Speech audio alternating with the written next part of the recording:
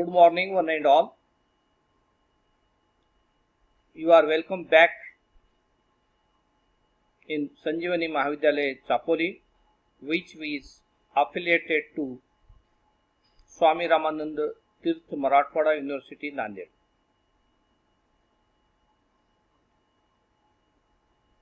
Department of Physics has organized online coaching for you. This lecture is for BSc Physics second year students, paper number 9, Basic Electronics. In last lecture we have already seen about the syllabus designed for us. Now let's discuss one by one the units in our syllabus. First unit is semiconductor diodes. In last lecture already I have a brief introduction of semiconductor diodes. In order to study the concept of semiconductors, we have seen. What about before discussing the concept of semiconductors directly, we should know conductor, insulator. First, you are familiar that in our household wiring we utilize copper wire, isn't it? That wire is covered with some plastic material. That plastic material doesn't allow electric current through it, but wire, in the sense the copper material, allows electric current, to flow electric current through it. So see, the plastic which is covered on the copper wire is not going to allow electric current through it. Only wire is, copper is allowing current through it. So these two materials are totally different. In what way they are different? They are different with respect to the flow of current. But the same concept we should know in terms of the factor or a property said to be resistance. Resistance of the conductor and resistance of that plastic material or rubber material. So depending upon the resistance of the materials are classified into conductors and bad conductors, insulators. And there are some materials whose conductivity lie between conductors and insulators. They are said to be what? Semiconductors. So we should know first of all what is meant by the resistance of a material. The resistance of a material is nothing but a property which opposes to the flow of electric current through it. If there is an infinite opposition to the flow of electric current through the material, then we say it is a insulator or it is a bad conductor. No single point ampere also current flows through it. It means it has infinite resistance. Such a materials, such a matters are called as insulators. And if we think about plastic, rubber, paper, cotton, and so on,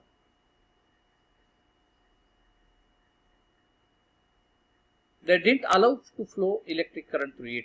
I mean they have high resistance. They oppose total to the current. Means no single flows, no single ampere current or fraction of ampere current also flows through it. Such a materials are said to be insulators, or we say bad conductors. Got it? At the same time, you think about copper. As soon as if we apply potential difference, I mean in our household wiring, as soon as if we on the switch,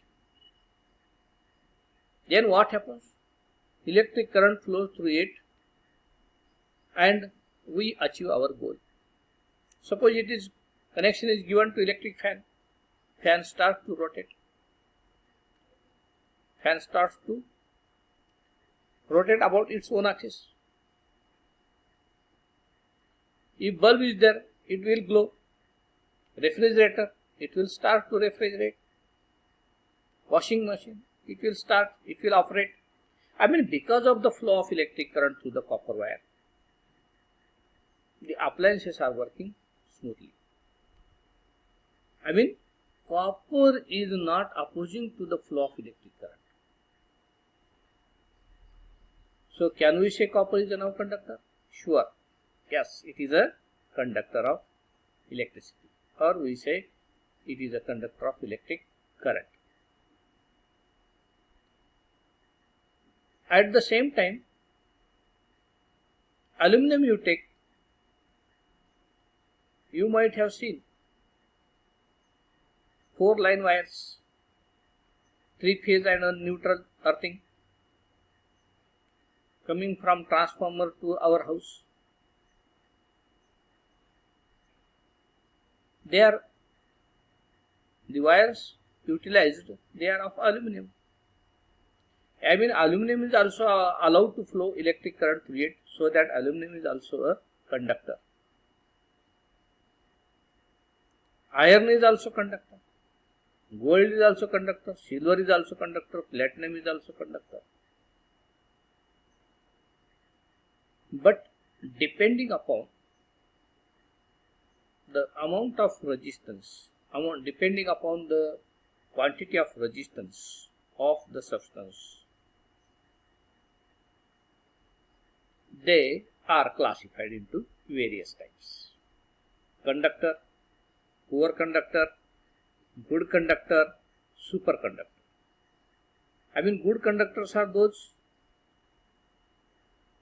matters which allows maximum current through it.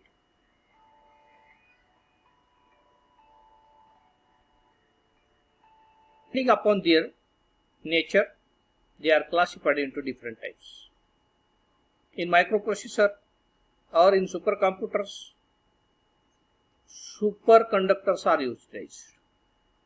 A superconductor again is another concept. It depends upon the temperature and resistance. In other cases, what happens? Other than superconductors, in other conductors, what happens? If temperature raises, temperature increases, their resistance increases. But in superconductors,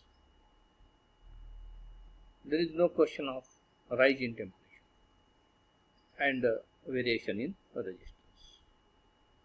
So, later on we discuss in detail about superconductors, conductors and so on. But at present you remember conductor and insulator. Conductor has a low resistance, while insulators possesses high, in the sense infinite resistance. And there are some matter, some materials whose conductivity lies between conductors and insulators. They are said to be what? Semiconductors. Clear? Such a semiconductor material is used in a passive component having 2 electrodes, like this triangular, say this is symbol of diode, triangle and here a bar. This bar side electrode is shown by letter K. It means it is a cathode, negative sign is shown, and this one opposite electrode is positive sign is shown here, that is anode. I mean, a diode has two electrodes. Di stands for two, ode stands for electrodes. It is a combination of two electrodes. Diode is nothing but combination of two electrodes. Anode, cathode. Cathode is negatively charged, whereas anode is positively charged.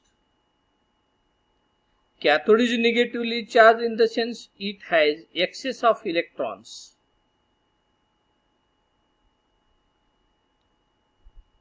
And which has excess of electrons, that is negatively charged. Anode is placed adjacent to the cathode and it has an inherently positive charge carrying excess of holes. Electrons are negatively charged. They are said to be electrons, and positively charged particles, they are said to be what? Holes. I mean, remember, anode is excess of holes, whereas cathode is what? Excess of electrons. Then question arises, what about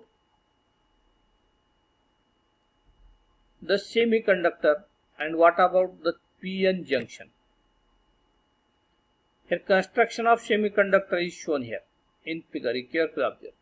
Red mark is shown here and here green mark is shown. Green color is shown for N, red for P. P in the sense what?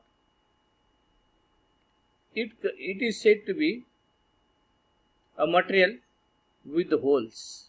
Majority carriers holes, and here majority carriers what? Electrons. These two materials are joined together here. This is said to be depletion layer, and there is a formation of junction between p-type material and n-type material and form a p-n junction. I mean, this P is a semiconductor, N is also a semiconductor. This is p-type semiconductor, this is n-type semiconductor. They join together, fuse together to form a junction, and in this way we say this junction is a p-n junction. It is a combination of anode and cathode. Got it? So in this way, in order to form a diode, two types of materials are used: p-type material, n-type material. P-type material, these materials, in these such type of materials, majority carriers are holes, positively charged. In such a n-type of materials, majority carriers are electrons, they are negatively charged, and there is a junction formed between them, these two materials, that is said to be p-n junction. And a passive component together with these materials with two electrodes, anode and cathode, is said to be p-n junction. I mean, semiconductor p-n junction diode. Got it? Here it is a metallic contact is there. Here also metallic contact to this electrode. This is anode and this is cathode. Here depletion layer is there. So in this way, in order to form a p-n junction diode, two types of materials, p-type and n-type materials, are combined together to form a p-n junction diode. Then you may know what is p-type, what is n-type material in details. So what about p-type, what about n-type? Again, there are different types of semiconductors, extrinsic, intrinsic semiconductors, how they are formed. All these things we discuss. We are interested to discuss in another lecture.